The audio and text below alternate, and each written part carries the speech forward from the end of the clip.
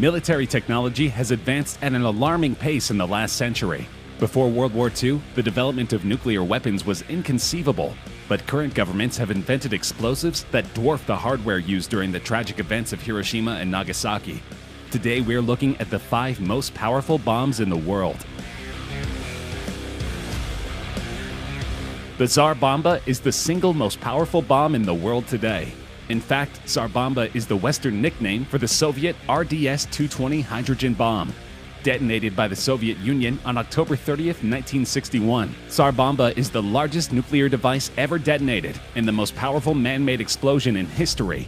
With a yield of 50 megatons of TNT, Tsar Bomba was the culmination of a number of hydrogen bomb tests conducted throughout this time by both the Soviet Union and the United States. The bomb was 8 meters long, had a diameter of nearly 2.6 meters, and weighed more than 27 tons. It was physically very similar in shape to the Little Boy and Fat Man bombs which had devastated the Japanese cities of Hiroshima and Nagasaki a decade and a half earlier. However, the Tsar Bomba yield was approximately 1,570 times more powerful than the yield of the bombs dropped on Hiroshima and Nagasaki combined, and 10 times more powerful than all of the conventional weapons exploded during World War II. Tsar Bomba also represented 25% of the estimated yield of the Krakatoa volcanic eruption of 1883 and 10% of all nuclear tests by that point. By comparison, the B-41, the largest United States nuclear weapon, had a theoretical yield of 25 megatons.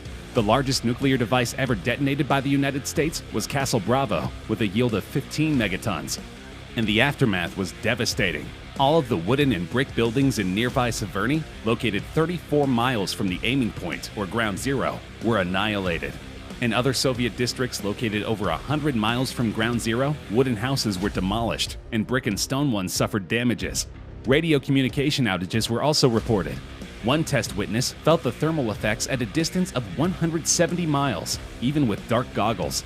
The intense heat from the detonation was capable of causing third-degree burns at a distance of 62 miles from ground zero.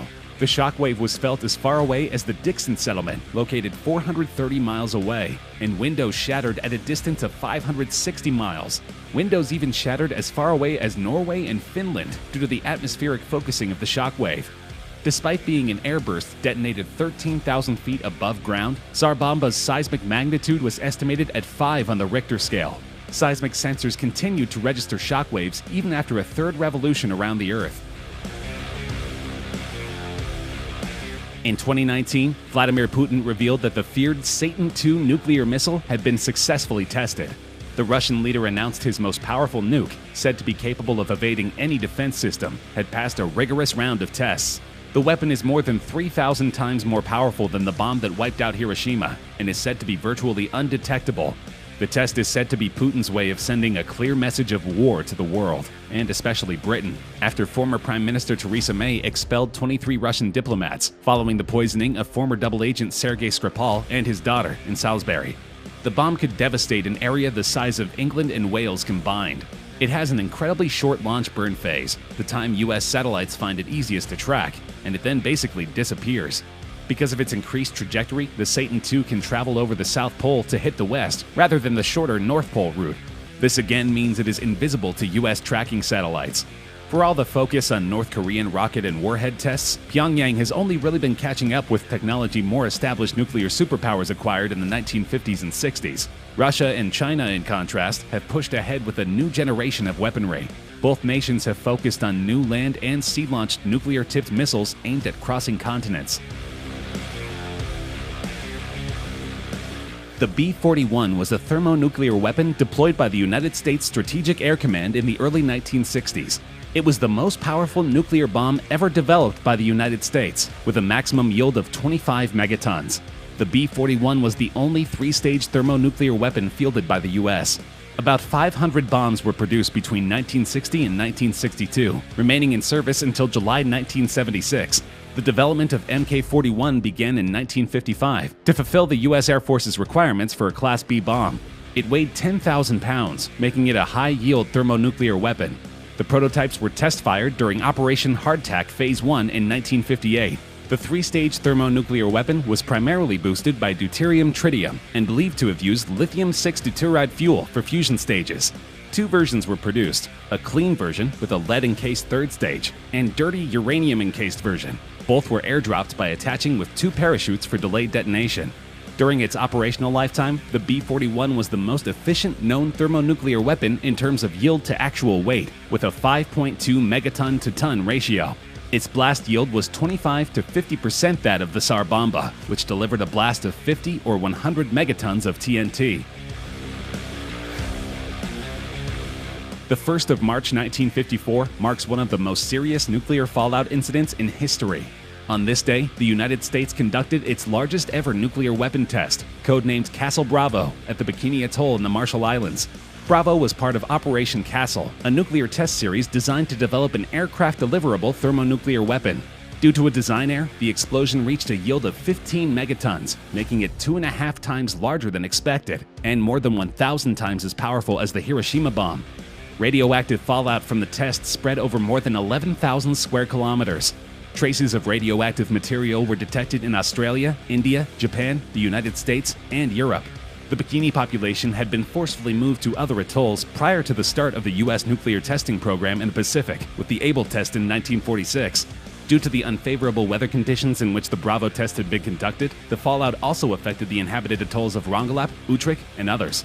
In addition to uprooting people who had lived on Bikini Atoll for millennia and permanently making their home unlivable, the U.S. government was responsible for the deaths of numerous Japanese fishermen who were working waters nearby. This started a diplomatic standoff with Japan and led many people to criticize America's cavalier attitude toward nuclear war. The bomb weighed approximately 23,500 pounds and was based on the Teller Ulam thermonuclear weapon design. The explosion occurred at 6:45 a.m. local time. The bomb was in a form readily adaptable for delivery by an aircraft and was thus America's first weaponized hydrogen bomb. Seconds after detonation, a mushroom cloud 4.5 miles wide formed. It ultimately reached a height of 130,000 feet. The explosion left a crater on the ocean floor with a diameter of 6,500 feet and a depth of 250 feet. The Mk-17 was the first operational thermonuclear hydrogen bomb developed by the United States. The Mark 17 had a yield equivalent to 25 megatons of TNT. The total production of Mark 17 was 200, and there were 105 Mark 24s produced, all between October 1954 and November 1955. Design and development began when Los Alamos National Laboratory proposed that a bomb design using lithium deuteride with non-enriched lithium was possible. The Mark 17 steel casing was about 3.5 inches thick. It was 24 feet 8 inches long, 61.4 inches in diameter, and weighed between 41,400 and 42,000 pounds. Much of this was casing weight. The Mark 17 bomb was only 4 feet shorter than a Polaris A-1 SLBM, but weighed half again as much. Size-wise, the Mark 17 was the largest nuclear weapon ever built by the United States. In combat, a gigantic 64-foot diameter ribbon parachute was designed to slow down the big bomb, giving the delivery aircraft time to escape the deadly effects of the thermonuclear explosion. On May 27, 1957, a Mark 17 was unintentionally jettisoned from a B-36 just south of Albuquerque, New Mexico. The device fell through the closed bomb bay doors of the bomber, which was approaching Kirtland Air Force Base at an altitude of 1,700 feet. The device's conventional explosives destroyed it on impact, leaving a crater 25 feet in diameter and 12 feet deep. Though a chain reaction was impossible because the plutonium pits were stored separately on the plane, the incident spread radioactive